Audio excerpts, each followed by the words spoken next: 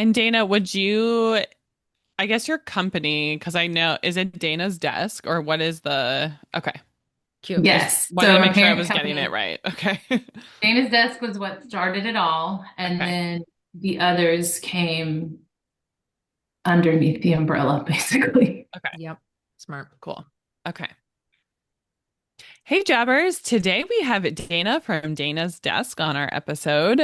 Dana Barr is a Pinterest marketing strategist and the creator of the Styled Pin Collection, a monthly resource that helps creative entrepreneurs grow their visibility using strategic on-brand Pinterest content without the constant pressure to show up daily on social media. We love that.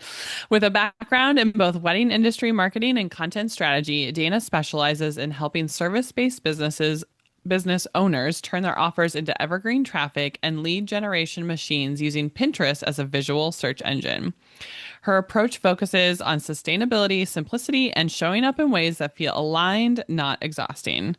Through templates, training, and her podcast, The Unapologetic Pinner, Dana empowers entrepreneurs to create a marketing presence that works while they rest, which we love to hear.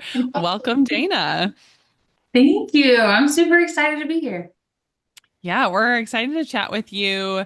So let's just dive right in and ask it straight. Is Pinterest dead? This is actually the first time I've been asked that question, and I was surprised to see it on the list, but mic drop, not even close. In fact, I feel like Pinterest is more alive and relevant than ever because the platform has evolved away from just bloggers, recipes, mood boards, and DIY hacks.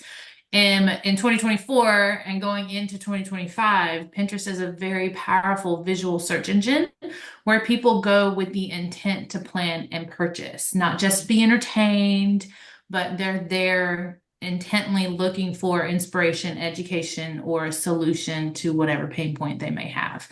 So that's especially true in the wedding industry because couples are actively searching for vendors, venues, ideas to make their day unique.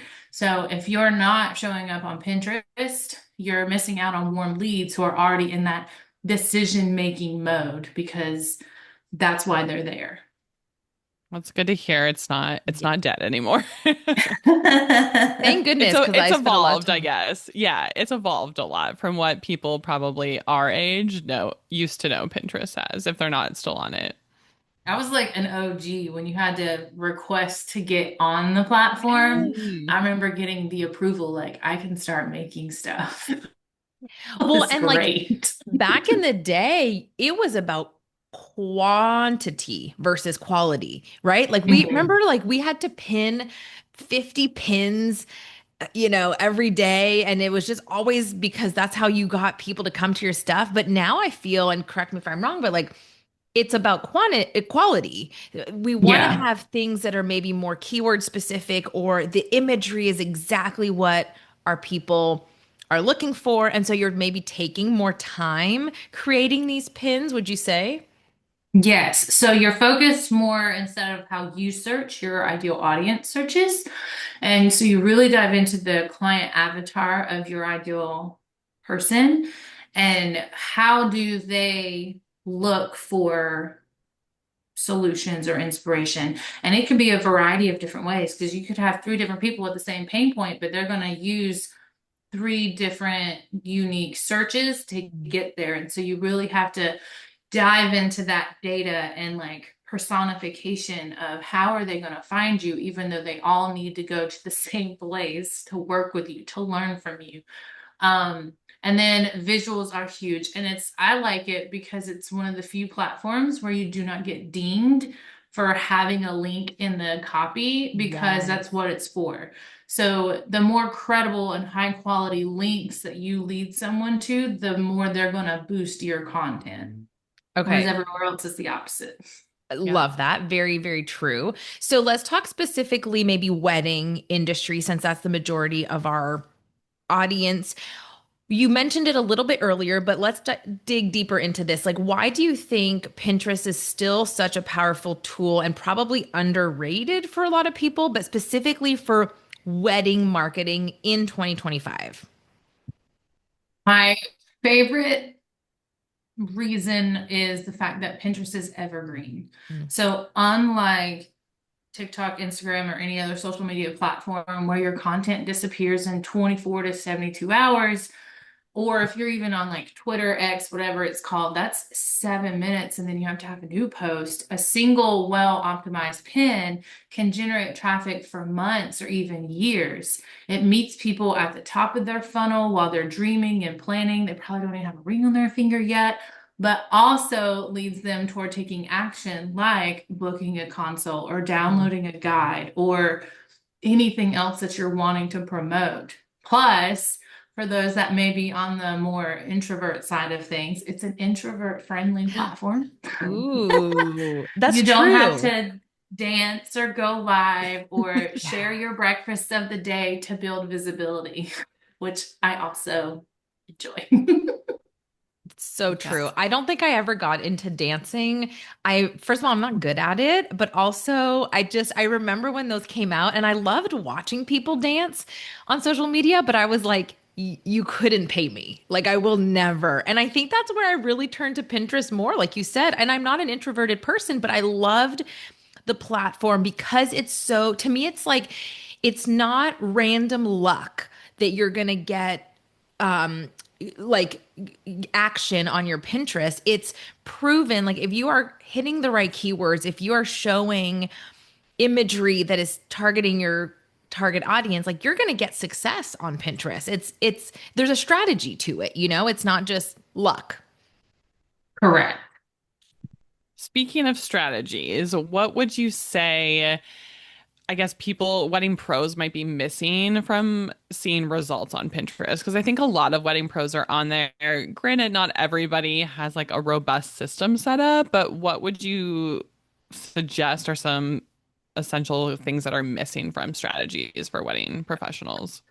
I would say it's usually one of these three things, and that there's no clear strategy. They're just kind of pinning sporadically without a plan, or they're automatically pulling because you can sync your Instagram to Pinterest and it'll automatically pull them over, which sounds like a great way to repurpose on paper basically. However, it's pulling the caption and not breaking it into a pin title and Mhm. description that aligns with how people use the platform. So I would say they need a strategy of how to actually repurpose it in a better way. There's also, you're not seeing using keywords. Because, like I said, Pinterest is a search engine. So, without SEO and really diving into your client avatar, your content's not going to get discovered as easily. It may show up here or there on the main feed, but it won't be consistent. And then, no consistency in pinning to begin with. So, you can pin a lot at once and then goes to the platform for months, or you pin, a couple weeks here or there. And that's good. It does take traction, but if you ghost, then it dies out of the like momentum. Your big avalanche turns into a tiny snowball, basically. Mhm. So the solution is really to think of Pinterest not like social media where it's easy to get burnt out on, but it's more like Google with the beautiful visuals of Instagram. So you need to optimize the content that's going to show up consistently and then connect it back to your website. Sorry. Sorry, I Go saw ahead. Carrie. No, go We ahead. both opened our mouth at the same time. I was just gonna ask quickly, so the consistency part, do you recommend that people use schedulers still? Because when I was doing it, I used to use Tailwind regularly, but now I've also just when I do even go into my Pinterest, I'm using the bulk scheduler that Pinterest offers like directly on the platform. I know you can only do maybe up to 10 or 20 images at once, but do you think for someone who maybe doesn't have it on their calendar to do it every Monday, if they could schedule out even one single pin more regularly like that, that would help? I live by schedulers, so Right. absolutely recommend schedulers. Perfect. So I'm a busy mom of 5 children between my husband and I. So Oh my like I said, I quite literally live by scheduling content as far ahead as humanly possible. If you have a business account with Pinterest, there is a native scheduler built in, and you can prep 1, 2, 5, 10, however many you want in a day, every day, usually for about up to 30 days. If you have the capacity to go farther than that, then you will need a third party like Tailwind, where you can schedule farther out in advance. But I don't recommend it. I mean, you can, but if you can find an hour a week or 2 hours, then you can batch create pin content off of what you already have, then schedule it out 1 to 2 per day just to get started and build the momentum and get into that habit. And then you can build up to, if you want to, 5 to 10 pins per day if you really have lofty goals. But most of my clients, we start with 1 to 2 just to kind of play around with testing and keyword strategy and building up that bank. And we still see significant results. So I have Tailwind. I haven't really used it in a little while. But are you kind of saying like it's not really necessary? Because I didn't realize there was a scheduler within Pinterest now. So I guess, yeah, would you recommend like you don't really need Tailwind? You don't have to have it. I mean, Tailwind has a lot of features that are great, like AI tools, and it can help you write the pin content a little bit easier. You can, you can schedule more per day and see like the optimized times that it recommends, but you can find that information also on Pinterest. So Okay. Good to know. Tailwind is not a free platform either. Right. I mean, I think you get like 5 pins per month for free was the last time I looked. So if you're gonna use it, you might as well pay for it so that you can get all the features and to schedule farther out than with 5 pins per month. Because that I'm just thinking, I'm like, I think I pay for it, but I'm not using it. So maybe Oh my I should, God. Get rid of maybe, it. yeah, You're I not should using dive. it, you're Yeah, not I missing was, anything. but then it Yeah. like my person who used to blog for me no longer works for me, and so I just haven't dove back in, and now I'm thinking about I didn't know Pinterest had a scheduler, so that's great to know. Yes, save your money. Yeah. Yeah. Okay, Dana. So we talked about a little bit of strategy. Let's talk about some mistakes. So what are you thinking that are some of maybe the most common mistakes, specifically wedding pros? And maybe it's true for a lot of different uh departments or industries, but that wedding pros are making on Pinterest when they are repurposing content. You did mention Instagram. I still don't know why Pinterest is even offering up that situation. Like you're completely right. We do not want the caption from Instagram to be our Pinterest title and description. They're not one and the same. They're not going to do the same, have the same effect on both platforms. So maybe that's one thing, but maybe also what are some mistakes they're doing when they're repurposing content from blogs? And then part two to this is, I guess, how different is Pinterest today than it was 5 years ago in regards to these mistakes? Are some of these things people were doing that 5 years ago and that worked, or is it different now? Walk us through that a little bit. So I would say some of the first mistakes that I see the most is overthinking it. Yeah. Starting there. Simple. But that is a great question. So and the overthinking it comes from believing that Pinterest works like Instagram. Pinterest is not about likes or going viral. It's about value and searchability because, again, it's a discovery platform. So, for example, using Instagram, a carousel post about 5 floral trends for 2025, one, it needs to be turned into vertical pins. So the sizing needs to change. And you can do a carousel pin. So that's one that you can already replicate.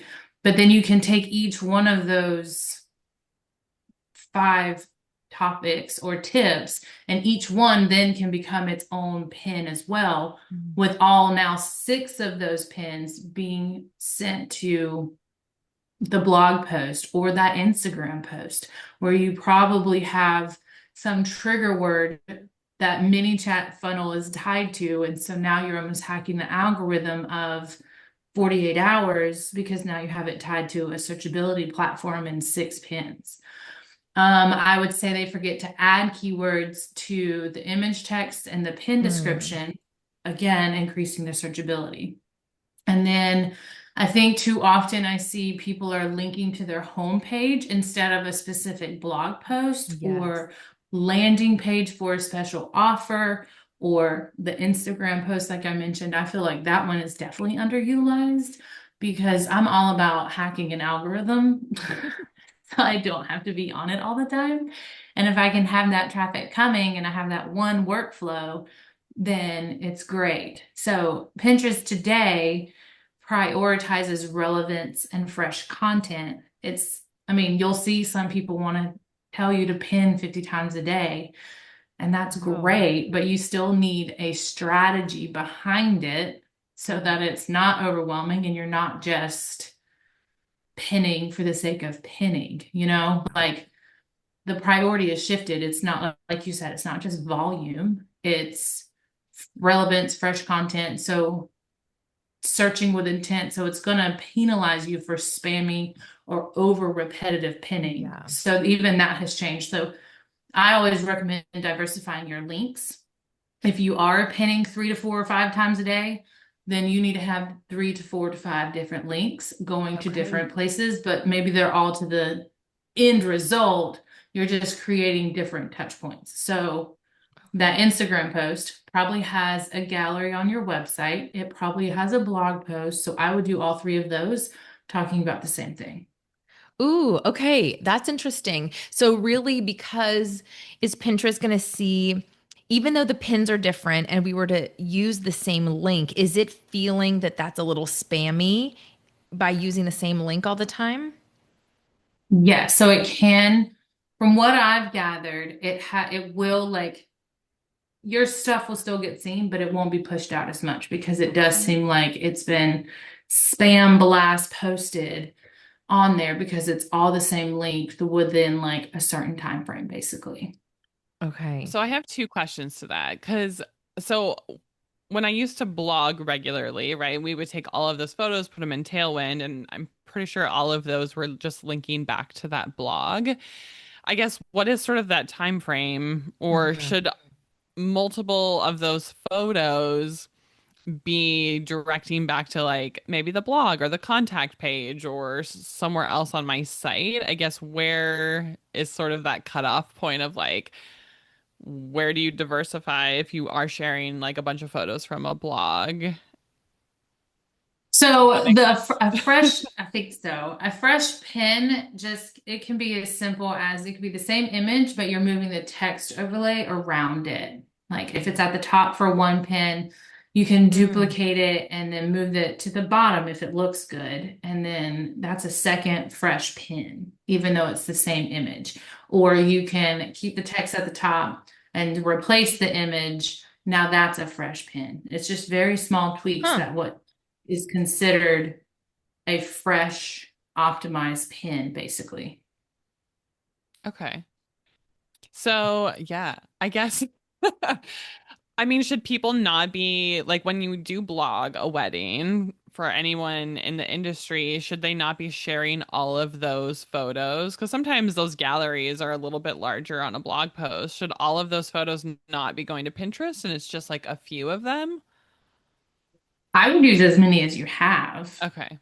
Honestly, I love well, I just like looking at the galleries in general, but you can turn them into like the static image where it's just one, or you can create like with CapCut some sort of collage video with them, and that becomes a video pin. And that way you're showing diversity a little bit more creatively on the platform. But I change images all the time. But if you happen to only have like 10 really good photos, using those 10 in a variety of ways, like changing where the text is not going to ding you. Got it. And Okay. I think when you mention making like one of the big mistakes is people are driving to the homepage of their website, that I remember talking about that years ago and how frustrating it is, even as a Pinterest user. If I see something, I want more of that specific image. So if it's a wedding gallery, I don't want to go to your homepage so that I have to search for this wedding that's buried somewhere. I want to go directly to that link. So I think emphasizing that for our listeners is don't, because a lot of people are going to say, I'm new, I don't have galleries. I don't have a blog yet. So in that case, would you say send them to the most relevant Instagram post that maybe showcases that wedding you pinned, or where would they go if they don't have a blog? If they don't have a blog, well, if they're in the wedding industry, they should have at least have a gallery on their website. Yeah. So I would recommend if you have neither of those things, but you're wanting to go ahead and build momentum, since Pinterest is a slow burn, then yes, send them to the individual Instagram posts, reels, carousels, what have you. Start with those just to build momentum, but then highly recommend you have a blog. If you don't want a blog, then at least a gallery showcasing your work, because just reverse engineering that, you need the metadata descriptions on your website to help it do better on Google anyway. So you need something that will help bring people to you, not just with Pinterest, but with random, like whatever people are searching for on Google. You need those images anyway. Yep. Fair. What I'm curious, Dana, I guess in terms of you were talking about like strategy before, right? Like pinning with a strategy and like an intention behind it. So if people, I'm going to use myself for example, like for a while I had pretty high traffic, but I felt like a lot of them weren't turning into actual like leads, people actually inquiring. So would you say for a lot of wedding pros, I feel like that might be the case, right? Like sometimes even clients that do book me, their Pinterest is full of my photos and they like still don't connect that that's my work. But I guess my question is behind that strategy, like it's not just good enough to like direct people back to your blog, right? So like what do you sort of tell people? What's like the deeper, further strategy that people should really focus on? Obviously, it's to get clients, but like, I guess how to go about that versus like, okay, I pinned a bunch and it got people back to my blog, but that just kind of being a dead end.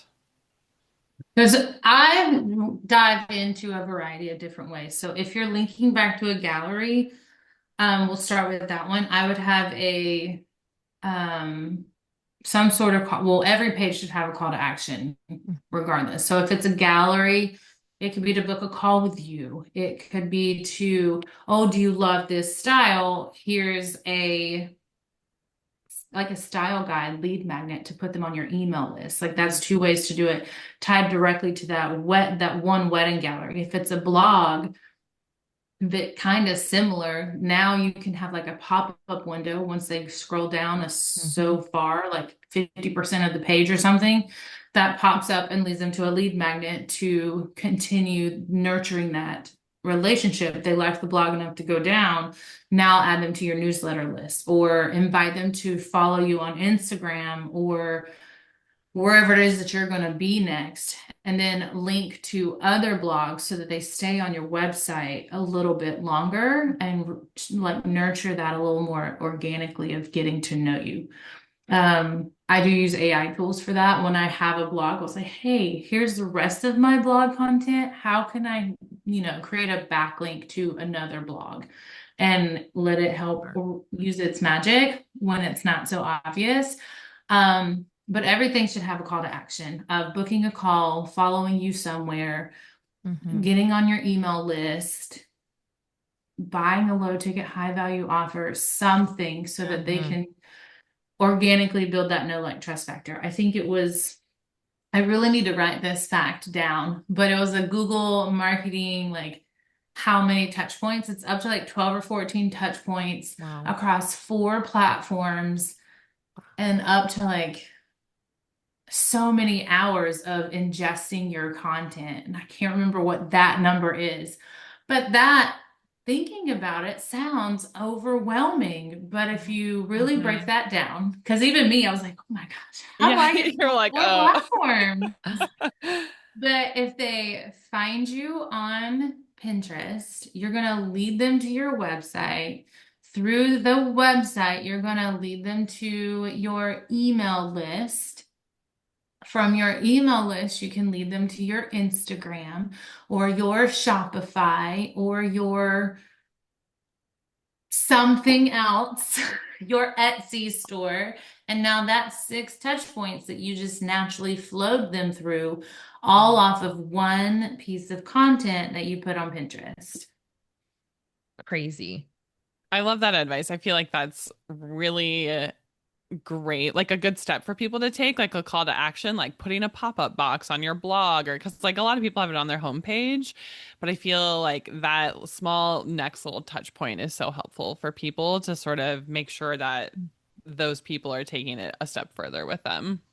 I may be one of the few people that actually reads the emails that come from ConvertKit or Kit now of how did this person grow their email list by 3 times in such a short time.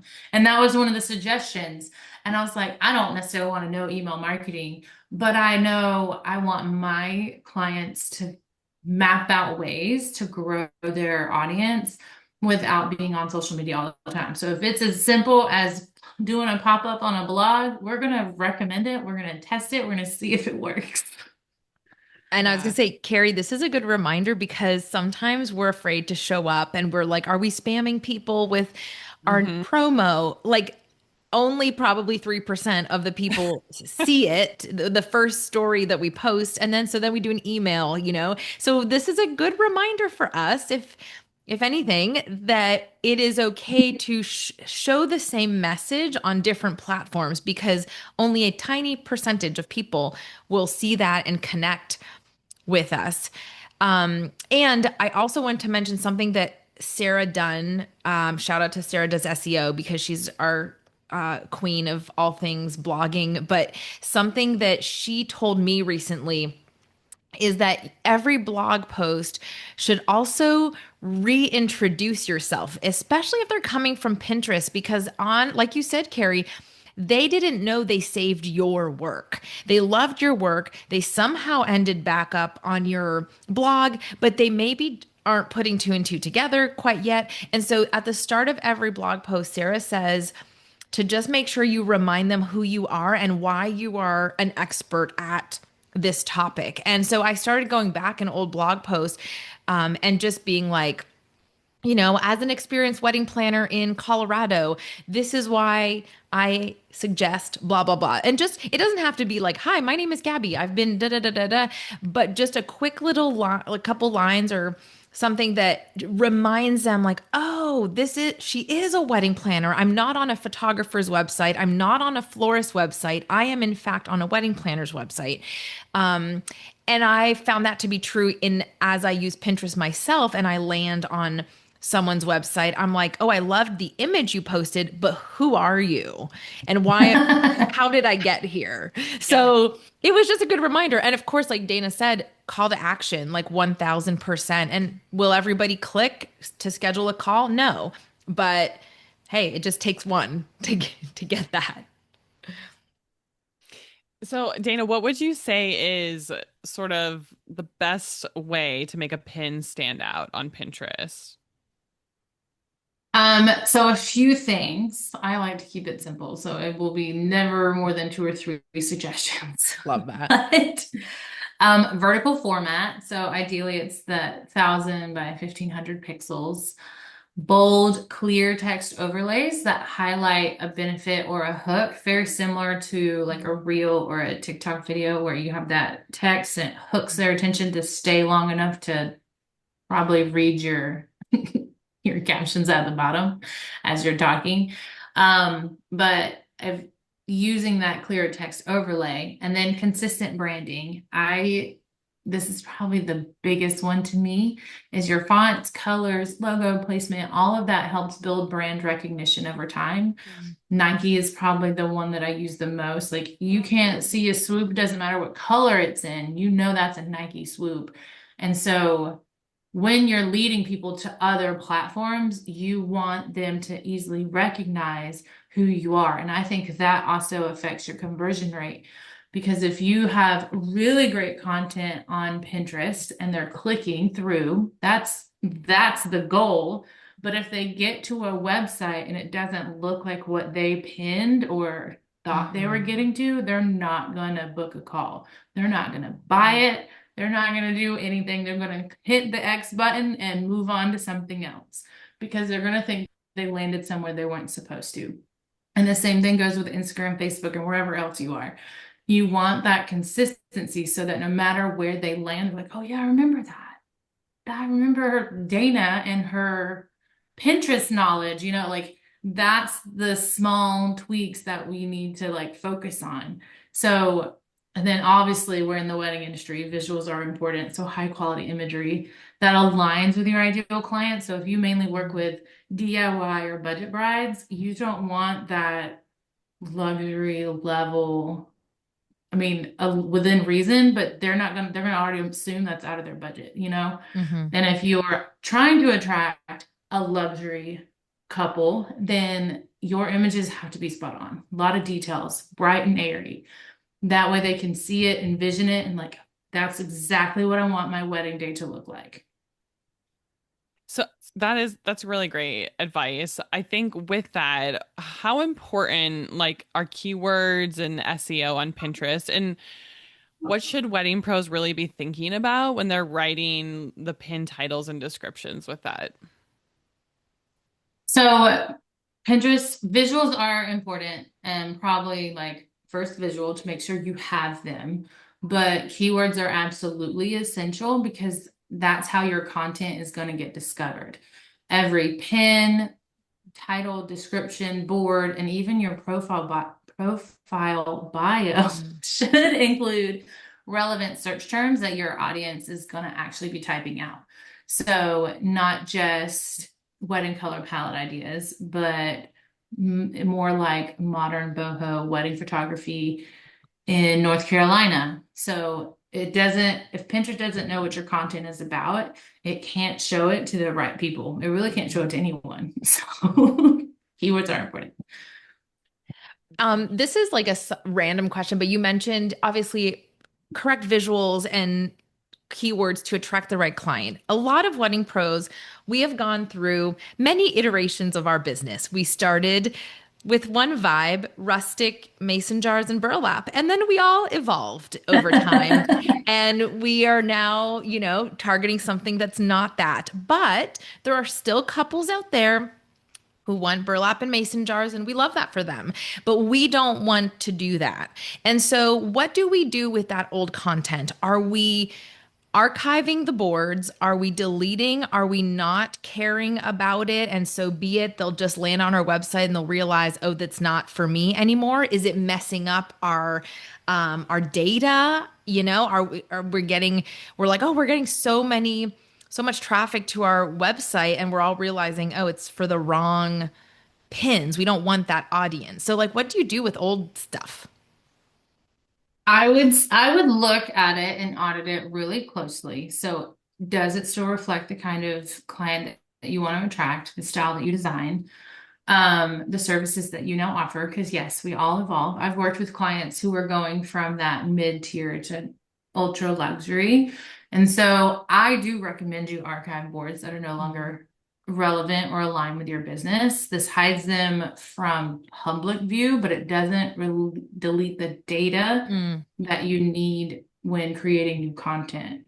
So, but if the board is like semi-relevant, you still love boho rustic, but maybe less burlap and mason jars, rename it with updated keywords. Okay. Update the description, clean it out of like off-brand pins, and then start adding fresh on-brand pins into it. So it could go from just general rustic wedding inspiration to a more updated modern rustic wedding details so that it better fits your aesthetic. I would then obviously, once you archive boards, create new boards 100% aligned with your new brand direction. So updated aesthetics, current venues that you love, types of clients you want to work with, make sure they're SEO friendly to help with that discoverability as you're fine tuning and working towards attracting your audience. Okay, and wait, that made me think of another question. Because I'm kind of in that right now, and I'm like, oof, I just want to go through and clear some stuff up.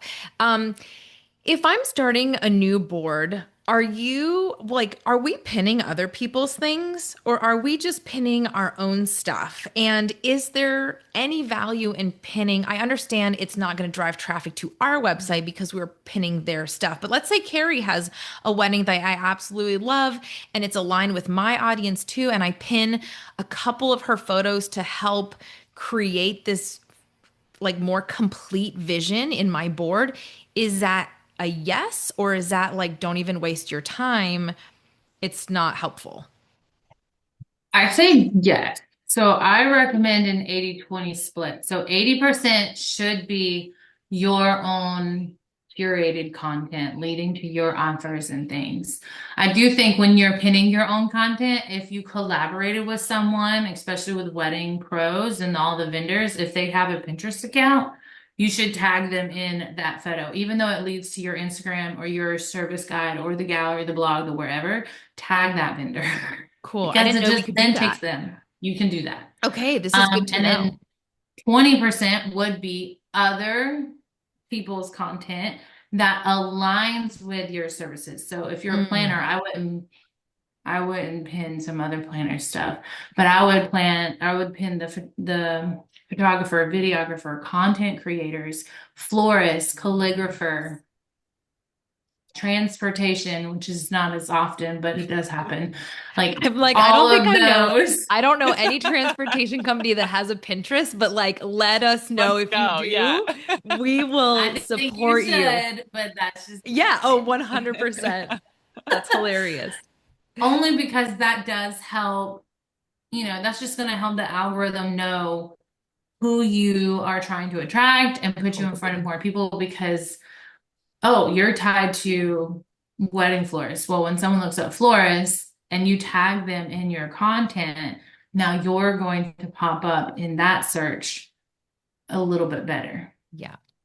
Yeah, that's Going back helpful. to the branding portion that you were talking about, because like I've gone through a couple iterations of my branding over the years, and there's definitely old like evergreen content, right? Of like graphics that I made on Canva that have my old branding. Should those things also be archived or if stuff like that is okay? Or how should we clean that up now that our branding has sort of evolved and changed over the years? I think that it depends. Where are the links going? If it goes to, like, if you updated that page, Hmm. I think it would be okay to keep it because there's data tied to it. But if it's 100% no longer relevant, I would get rid of it. I would archive it if you could, or I don't like deleting things permanently for the data's sake. But just start using fresh pins with the updated branding fonts, keywords that reflect that evolution that you have finalized, basically. Perfect. Hopefully that answers your questions. Yeah, no, it does. It's helpful for sure. I think I just like I need to go back and look at old content to see what is relevant anymore. Like Oh Gabby my God. said, we don't really want to do mason jars and burlap, which, you know, yeah, if that's still happening, great. But yeah, just like cleaning up old content that I think isn't relevant. Like as we're chatting, I have my Pinterest pulled up and I'm scrolling through my boards and I'm like, oh my God, this needs to not be there. And I 4 or 5 years ago, I would was like, yeah, this is great. But I'm like, no, this is not who we are in 2025. So Mm. it can quickly change. Absolutely. And it should. I feel like as we learn and grow, and it's going to, because trends do change and evolve. Some key aspects do not change in the sense of the evergreen. Everyone's going to be stressed and overwhelmed and need certain things on their wedding day, but the look, feel, and vibes are what's all updating. So I think as long as it leads to a place that can still touch on those evergreen pain points, Hmm. I say leave it. Fair. So we know that wedding pros are constantly busy. Most people are like, I don't want to add another thing to my plate. What is your suggestion on for wedding pros, I guess, to have a sustainable Pinterest workflow? Um, and how much time, honestly, should wedding pros be spending on Pinterest? Maybe every week or every month? I'm going to say it depends on the season because we all have a busy season, and I would never tell you to put like 2 hours of your precious time away into pinning. I would say 1 to 2 hours per month. So when it's a slower season and you can batch ahead, do that. But if it's a busy season, give yourself the grace and the mental break and only do an hour. Mhm. So I like to do a 3-part flow. So batch and repurpose. Look at the content you already have, your blogs, Instagram, like review your top performing content on Instagram, client galleries that you've received in the last month and have already put on your website, and create 5 to 10 pins for each one. Then you can use a scheduler like Tailwind or the native scheduler and queue in a week or a month's worth of pins in one sitting, because we'll just say you took 4 things: a blog post, a gallery, an Instagram post, a carousel, and a reel, just 4, and you make 10. So there's your whole month worth of content that you can just schedule out in one sitting because it's already done. And then check your analytics once a month so you can see what's working and what's not working, which ones are driving clicks, which topics are trending. So as you head into a new season of creating pin content, you know what trending words to include. And then wash and repeat. Like, do you feel the trends on Pinterest are tied to the trends that we're seeing on the rest of social media, like with reels and stuff like that? Or is it more, I guess it's more keyword. It's not like a fun trend, if that makes any sense. Like it's definitely more keyword. So how are people finding Yes. trends? You have to have a business account and they tell you. Great. Pinterest has a whole trends report and it'll tell you the top trends overall. And then you can break it down by wedding or events or whatever niche you want to. And it'll tell you by the season, year to date, month to date. And there's a fourth one, but I mainly look at those to see what's trending. And so it's very cyclical. It's Okay. July right now. We're going into August. I'm already seeing fall and winter Mm-hmm. baby showers, bridal showers, wedding aesthetics, guest outfits. I'm already seeing that pull up now, which is why you start pinning that content now. Yeah. Mhm. Always earlier than you think. And it It's might not even catch on till like the following year at this same time. Like that's the thing, depending on how well you yeah, if you wait until fall to pin your fall content, right. it's too late. Yeah. Like it will not be seen as well. I mean, you'll probably get some clicks, but the momentum won't build until next year when it circles back around. That's why I start with looking at content you already have. Is there a fall, like for this season, is there a fall gallery, a winter gallery from last year that you need to dust the online dust off and reuse it and give it another boost of visibility? Use that, but tie it to the keywords that your ideal audience is looking for, but also with what's trending so that it definitely gets picked up and pulls people to where they need to go. Love that. I'm sorry, I lost my train because I realized I was like, wait, I think it's my turn to ask a question. Kari already just did hers. So I was gonna go, I'm but then I didn't want to cut you off. I'm over here on Pinterest looking at trends. I'm like, oh God, I gotta get back into this. Um, okay, we talked about this. Okay, so only a couple more questions. Let me do we okay, I'm at number 7. Is that right, Kari? Yeah, number 7. Okay, Yeah. okay, great. We'll edit all that out. Yeah. And by we, Kari's our editor. Okay, Dana, what is one easy win or a quick fix that a wedding pro could do this week or maybe even today? They're listening to this podcast and they're like, I'm doing this right now and it's going to improve their Pinterest presence. It doesn't mean that they're going to get 100 inquiries, but it will improve their Pinterest presence. What could they do? Always start with a profile.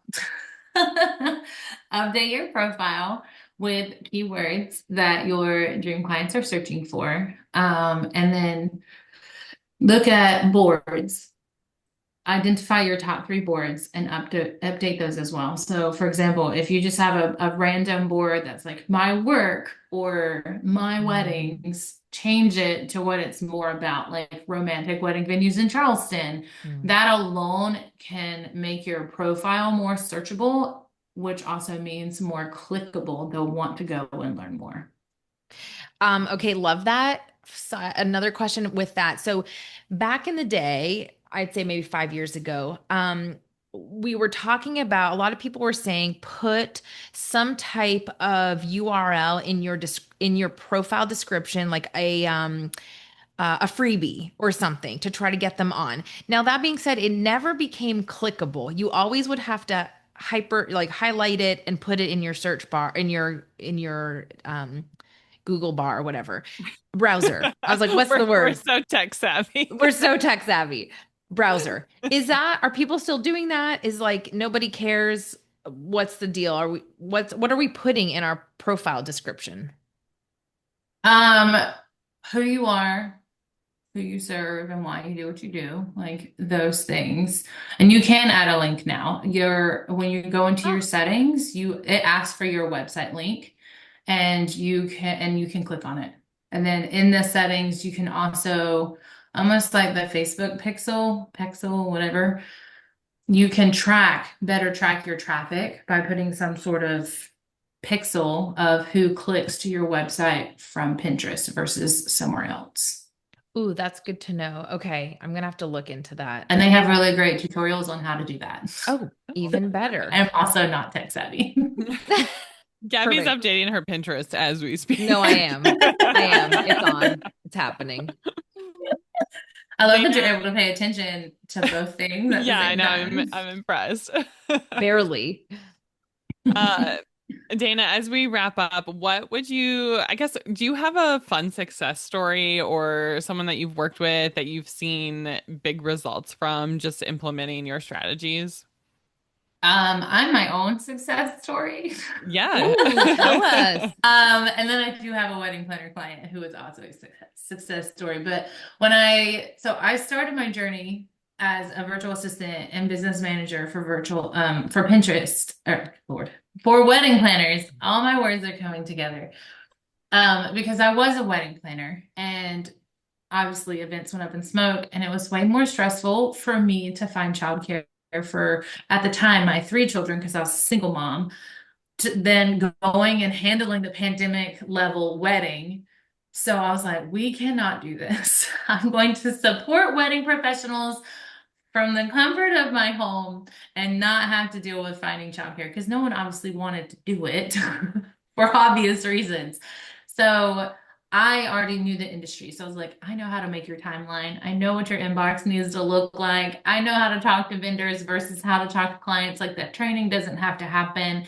You need to figure out what's happening and give real-time updates to these couples, and then diversifying your income and every other problem that had to be solved because of 2020. Mm-hmm. So that also led me into wedding shows. Expos did not go virtual. So that mass lead gen list that so many depended on went away. And like, not that anyone asked me, but I saw the gap and I was like, oh, this has had me, like, my blood boiling. So let me help them by adding extra value of figuring out what we can do. And that's what led me to Pinterest. And so I was just testing Pinterest on myself. I had this micro webinar thing that I threw together because I was bored, and I was like, let's put this on there and see what happens. Let me test out these strategies. And someone bought it in 30 days. And I was like, what's happening? So it works. I know it works because it worked for me. So then I started doing it for my clients now that I knew I wasn't just puff and smoke. And one of my wedding planner clients saw a 216% increase in website traffic and outbound clicks within 6 months of using these simplified Pinterest strategies. And I'm talking 1 to 2 pins per day, not diving into 5 or 10 if it wasn't working. So they had blog posts that were collecting dust. They had galleries that they had put a lot of time, energy, and effort into creating and coordinating and trying to get published in magazines. And we turned those into pins so that they lasted longer, and then we're bringing more qualified leads to their website. That's Amazing. amazing. Yeah.